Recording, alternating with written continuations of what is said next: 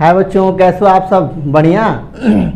आज का बेहद इंपॉर्टेंट टॉपिक आपके लिए मैं लेकर आया हूँ नंबर सिस्टम, जिसको हिंदी में बोलते हैं हम लोग संख्या पद्धति। आज का जो चैप्टर है अति महत्वपूर्ण है। आज पूरा शुरू से अंतिम तक वीडियो देखना बच्चों, ठीक है। ये इंट्रोडक्शन के रूप में होगा, बेहद इंपॉर्टेंट होगा। बस इंट्रोडक्शन सुन लो, सारा सवाल ऑटोमेटिक कर लोगे, चुटकियों में तुम कर लोगे। बस शुरू से अंतिम तक जो है आप वीडियो को देखना ना भूलना, ठीक है। तो स्वागत करता हूं आपका अपना यूट्यूब चैनल यूपी वाला सर 07 में। नंबर सिस्टम में हम देखेंगे कि जो इनके रूप हैं वो कितने रूप हो सकते हैं, कितने प्रकार के हो सकते हैं। नंबर सिस्टम में मेन चीज़ आने वाली क्या है? नंबर सिस्टम में सबसे मेन चीज़ वास्तविक संख्या होती है, जिसको हम रियल नंबर बोलते हैं। तो अब रियल नंबर को सीखने से पहले कुछ उसके पहले जो है हेडिंग्स है उनको समझेंगे, फिर हम समझेंगे लास्ट में कि वास्तविक संख्या क्या होती है, उसको समझते हैं। तो वीडियो को स्टार्ट करते हैं। तो बच्चों हम लोग सीखते हैं सबसे पहले इस नंबर सिस्टम में, संख्या पद्धति में हम सबसे पहले सीखते हैं बच्चों कि प्राकृतिक संख्या क्या होती है। देखिए, प्राकृतिक संख्या किसे कहते हैं या प्राकृतिक संख्या होती क्या है? ये अपने आप में एक भाव है, अपने आप एक चीज़, ऐसी चीज़ है जो अपने अंदरूनी भाव से उत्पन्न होती है। जैसे अगर किसी से अगर हम लोग किसी से बात करते हैं, तो अगर हम जबरदस्ती कोई चीज़ कहवाना चाहते हैं, कोई बात कहवाना चाहते हैं, तो वो बात नहीं निकल के आ पाती है। वो अंदर से नेचुरल जो भाव होती है वो निकल के आ पाती है। जैसे स्कूल में कोई गार्जियन आया, उससे बात करना है हिंदी में, मगर कभी हिंदी में बात किया नहीं है, तो कितना ही कोशिश करेगा तो पहला जो भाव होगा वो भोजपुरी का निकलेगा। तो इन नेचुरल से निकल रहा है, उसके जो अंदर जो खून में जो नेचुरल में भरा हुआ है वो निकल के आएगा, उसे बोलते हैं नेचुरल। वैसे ही क्या किया गया, जब स्टार्टिंग में बहुत पहले जब गिनती की काउंटिंग की जब खोज हुई, तो नेचुरल में एक भाव मतलब उत्पत्ति हो गई, एक अंदरूनी से एक भाव निकल के आया। 1 से लेकर 1 2 3 4 ऐसे निकल के आया। तो जो 1 से स्टार्ट होती हैं, जो गिनने वाली जो संख्या होती हैं, शून्य को छोड़कर 1 से स्टार्ट होने वाली जो संख्याएं होती हैं, जो नंबर्स होते हैं, जो डिजिट होती हैं, उन्हें बोलते हैं हम लोग प्राकृतिक संख्याएं। जिसे मैं आप लिख रहा हूँ 1, 2, 3, 4, 5, 6 एंड डा यहाँ तक 7 तक 8 तक एंड 9, ठीक है ना। तो 1 से लेकर 9 तक ये संख्याएं आपको प्राप्त हुई। अब सवाल फंस गया यहाँ पर कि प्राकृतिक संख्या 9 तक तो हुई, उसके बाद से अगर हमको लिखना होगा तो क्या करेंगे? अब वहाँ तक समस्या है हमारा, यहाँ तो समस्या है, तो ठीक है, प्राकृतिक अंदरूनी भाषा से हमारा ये बातें निकल के आ रही हैं, मगर यहाँ पर 9 तक ही जा रही हैं, केवल 9वीं तक जा रही हैं, उसके बाद से संख्याएं नहीं आ रही हैं। तो उसके बाद से इसको हल करने के लिए आ गया आपका पूर्ण संख्याएं। इसको समझते फिर इसको समझते हम लोग। पूर्ण संख्या का मतलब होता है, इस चीज़ को पूर्ण करने के लिए पूर्ण संख्या को एक नाम दिया गया, अंडा, भेली। तो जो भेली से, जो अंडा से, मतलब शून्य से जो शुरू होने वाली संख्याएं हैं, 0, 1, 2, 3, 4, 5, 6, 7, 8, 9, अब आगे देखो बढ़ता जाएगा। अगर 1 के आगे 0 लगाएंगे तो 10 होगा, 1 में 2 लगाएंगे तो क्या होगा? 12 होगा। ऐसे संख्याएं बढ़ती गई, और इस प्रकार से पूर्ण संख्या होने की वजह से सारे नेचुरल नंबर को लेकर के हम संख्याओं को बनाना शुरू कर दिए। अगर 1 में, अब देखो यहाँ पर प्राकृतिक संख्या का मतलब क्या होता है? 1 में अगर हम क्या करेंगे, 1 जोड़ेंगे तो 2 होगा, 2 में 1 जोड़ेंगे तो क्या होगा? 3 होगा, 3 में अगर हम क्या करेंगे, 1 जोड़ेंगे तो 4 होगा। इस तरीके से बढ़ती गई, या 9 तो रुक गई। अब इसको समस्या को 9 तक तो हो गया, 9 के बाद क्या लिखते हैं? आपने देखा होगा अपने मोबाइल में या कैलकुलेटर के अंदर 1 से लेकर 9 तक होता है, क्या नाम है, प्राकृतिक नेचुरल नंबर्स होते हैं। मगर नीचे क्या होता है? 0 होता है। उस 0 को बढ़ा देते तो हमारा नंबर क्या होगा? बढ़ता जाता है, ठीक है ना। तो एक बात तो यहाँ से स्पष्ट निकल के, एक लॉजिक निकल के आ रहा है। वो लॉजिक क्या है बच्चा? तो लॉजिक ये है कि हम ये कह सकते हैं कि सारी जो जितना भी नेचुरल नंबर है, सभी प्राकृतिक संख्या पूर्ण संख्या हो सकती हैं। सभी प्राकृतिक संख्या पूर्ण संख्या हो सकती हैं, मगर सभी पूर्ण संख्या प्राकृतिक संख्याएं नहीं हो सकती हैं। क्यों नहीं हो सकती हैं? ध्यान सुनिए। यहाँ से यहाँ तक देखेंगे आप, 1 से लेकर 9 तक देखेंगे, 1 2 3 4 5 6 7 8, तो यहाँ से यहाँ तक मुझे इसमें मिल रहा है, ये वाला चीज़ इसमें मिल रहा है, मगर इसमें 0 नहीं मिल रहा है। तो वही बात है, हम कह सकते हैं कि सभी प्राकृतिक संख्याएं पूर्ण संख्या हो सकती है, मगर सभी प्राकृतिक संख्या पूर्ण संख्या नहीं हो सकती है क्योंकि इसमें शून्य नहीं है। ठीक है, अब आगे बढ़ते हैं। बहुत सारे लॉजिक मैं आपको दूंगा, शायद आपका भी इसके पहले आपने पढ़ा होगा। बस शुरू से अंतिम तक वीडियो को देखना, लाइक करना, सब्सक्राइब करना और शेयर भी करते रहना। आगे बढ़ेंगे हम लोग। अब बढ़ेंगे पूर्णांक संख्या। अब पूर्णांक संख्या क्या होती है? देखो, पूर्णांक का मतलब होता है कि पूर्ण अंक, चाहे वो प्लस के रूप में हो चाहे वो माइनस के रूप में हो, ठीक ना। अब जहाँ तक जाए वो अलग की बात है, लेकिन पॉइंट के रूप में नहीं आना चाहिए। पूर्णांक का मतलब ये होता है। ठीक है, मैंने स्टार्टिंग शून्य से किया, 0, 1, 2, 3, 4, 5, 6, 8, 9 एंड डाट इन्फिनाइट तक प्लस में हो जाएगा। ऐसे अगर मैं पीछे आऊँगा, इसके जब पीछे हम आए तो माइनस का 1 हुआ, माइनस का 2 हुआ, माइनस का 3 हुआ, एंड माइनस का 4 हुआ, एंड माइनस का 5 एंड डाट क्या होगा, माइनस का इन्फिनिटी तक आया। बहुत सारी लंबी श्रृंखलाएं हमें प्राप्त होती हुई नजर आ रही हैं। अब यहाँ से पूर्ण संख्याओं के बारे में ये तो हमें समझ में आ रहा है कि सर जीरो के आगे बढ़ रहे हैं तो +1 +2 +3 मिल रहा है, लेकिन जीरो के पीछे अगर बढ़ते जा रहे हैं तो -1 मिल रहा है।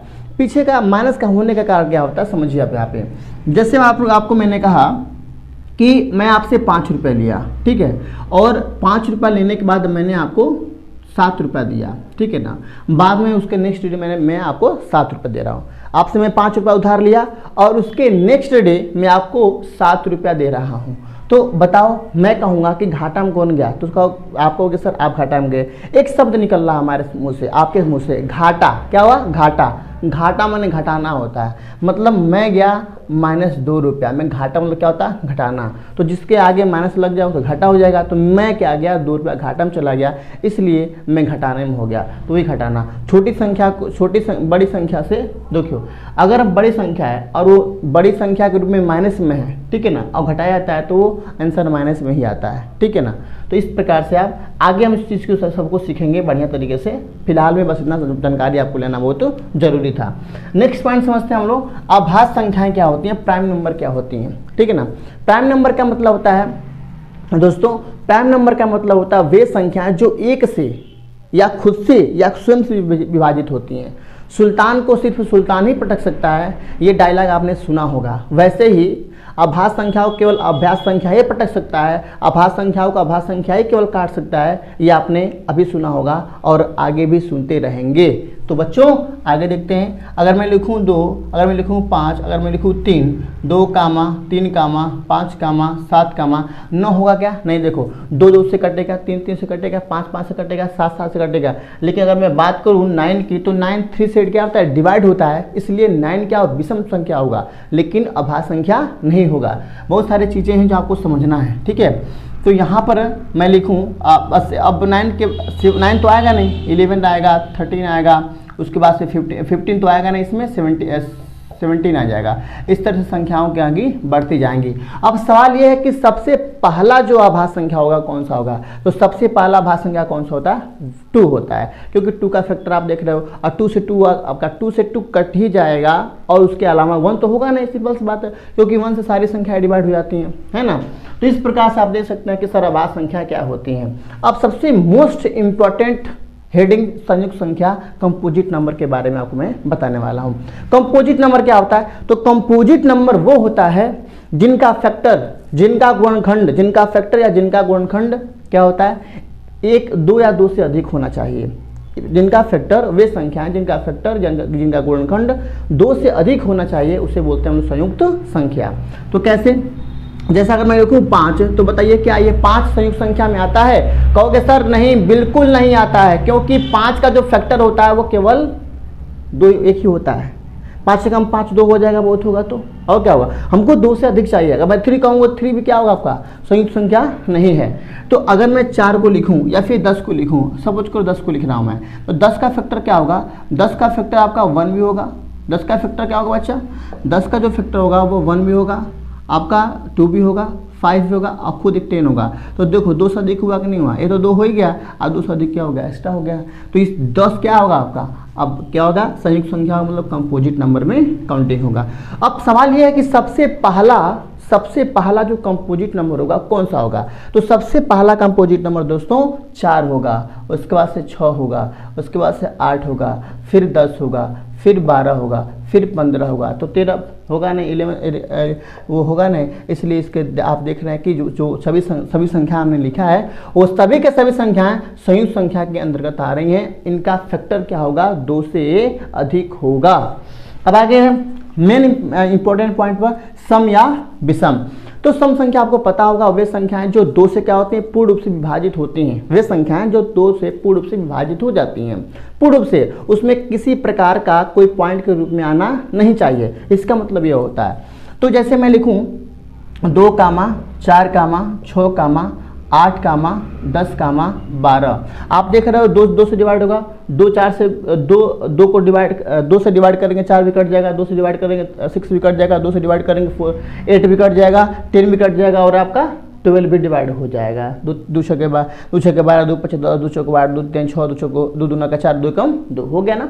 ये आपका हो गया सम संख्याएं जो 2 से पूर्ण रूप से विभाजित हो जाती हैं। आगे बढ़ते हैं, विषम संख्या की ओर बढ़ते हैं बच्चा। विषम संख्या का मतलब होता है, विषम संख्या का मतलब तो वे संख्याएं जो 2 से पूर्ण रूप से विभाजित नहीं होती है। ध्यान देना, 2 से, किससे? 2 से पूरी विभाजित नहीं होने वाली संख्याएं क्या कहलाती हैं? विषम संख्याएं कहलाती हैं। तो मैं यहाँ पर लिख रहा हूँ, जैसे आपका 2 तो होगा नहीं, 3 हो जाएगा, 5 होगा, 7 होगा, 9 होगा, ठीक है बच्चा। उसके बाद से 11 होगा, 13 होगा, उसके बाद से 15 होगा, उसके बाद से क्या होगा आपका 19 होगा, 17 होगा। इस तरह से संख्या क्या होती बढ़ती नजर आएंगी, जो 2 से पूरी विभाजित नहीं होंगी, कहीं ना कहीं पॉइंट के रूप में वो आ ही जाएगा। इसलिए यहाँ तक, ठीक है, यहाँ तक बच्चा स्क्रीनशॉट लो, फिर हम आगे बढ़ाते हैं। वहाँ तक पॉइंट पढ़ा था, वहाँ तक पॉइंट, जैसे कि सम विषम पथे हम लोग। अब सम विषम के बाद क्या पढ़ेंगे हम लोग? 8वां पे परिमेय संख्याएं। तो परिमेय संख्या क्या होती है? परिमेय संख्या होती हैं वे संख्याएं जो P/Q के रूप में क्या होती हैं? प्रयुक्त होती हैं या प्रयुक्त की जाती हैं, उसे हम बोलते हैं परिमेय संख्याएं। P/Q के रूप में का मतलब क्या होता है? रेशियो के रूप में होना चाहिए, बटे के रूप में होना चाहिए, रेशियो के रूप में होना चाहिए, ठीक है। तो यहाँ पर अगर मैं लिखूँ जो वे संख्याएं जो P/Q के रूप में क्या होती हैं? प्रयुक्त होती हैं, उसे परिमेय संख्या कहते हैं, ठीक है। जैसे मैं कहूँ 3/4, 5/6, 7/8 माइनस 3/2। देखो ये परिमेय संख्या 2 प्रकार हो सकती हैं, एक प्लस में होगा धनात्मक परिमेय संख्याएं और ऋणात्मक परिमेय संख्याएं। 2 संख्याएं आपके सामने निकल के आएंगी।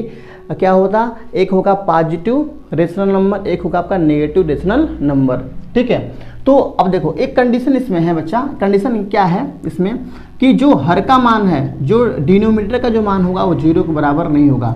मतलब अगर वो 0 के बराबर होगा तो परिमेय होगा नहीं। मतलब नीचे वाला जो मान है, Q का जो मान है, ये है, जो Q का मान है, जो हर का मान है, वो कभी भी 0 के बराबर नहीं हो सकता है, 0 के बराबर नहीं हो सकता है। अगर ऐसा होता है तो परिमेय संख्या है ही नहीं। तो परिमेय संख्या का मतलब आपको समझ में आ गया। अब नेक्स्ट बढ़ते हैं बच्चा हम लोग अपरिमेय संख्याएं पे। अगर परिमेय संख्या का मतलब होता है P/Q, मतलब बट्टे के रूप में जो प्रयुक्त हो रहा है, तो अपरिमेय का मतलब क्या होगा? अपरिमेय का मतलब ये होगा कि जो बट्टे के रूप में ना हो, जो बट्टे के रूप में ना हो। तो किसके रूप में होना चाहिए? ये तो हम बात कर सकते हैं वे संख्याएं जो बट्टे के रूप में, मतलब जो P/Q के रूप में प्रयुक्त ना हो, उसे अपरिमेय संख्याएं बोलते हैं। कहना गलत नहीं है, मगर अगर आपसे कहा जाए कि एग्जाम्पल दीजिए, क्या करेंगे आप लोग? आप कहेंगे जो भी अभाज्य संख्याएं हैं या जो भी जिन संख्याओं का अभाज्य गुणनखंड हो जाए, अगर वो कड़ी के रूप में रहे और रूट के अंदर रहे, तो उस सभी संख्याओं को हम बोल सकते हैं क्या? अपरिमेय संख्याएं। जैसे मैं लिखूँ रूट में 3 या परिमेय संख्या होगा, रूट में 5, रूट में 7, रूट में क्या होगा 9 तो नहीं रहेगा, क्योंकि 9 का जो फैक्टर होगा 2 बार होगा, 3 3 जा उसका वर्गमूल, उसका स्क्वायर रूट बाहर निकल के चला आएगा, इसीलिए, ठीक है। तो यहाँ पर 11 हो सकता है, यहाँ पर 10 होगा, यहाँ पर क्या होगा 15 होगा, इस तरह से डाटा बढ़ते जाएंगे, ठीक है।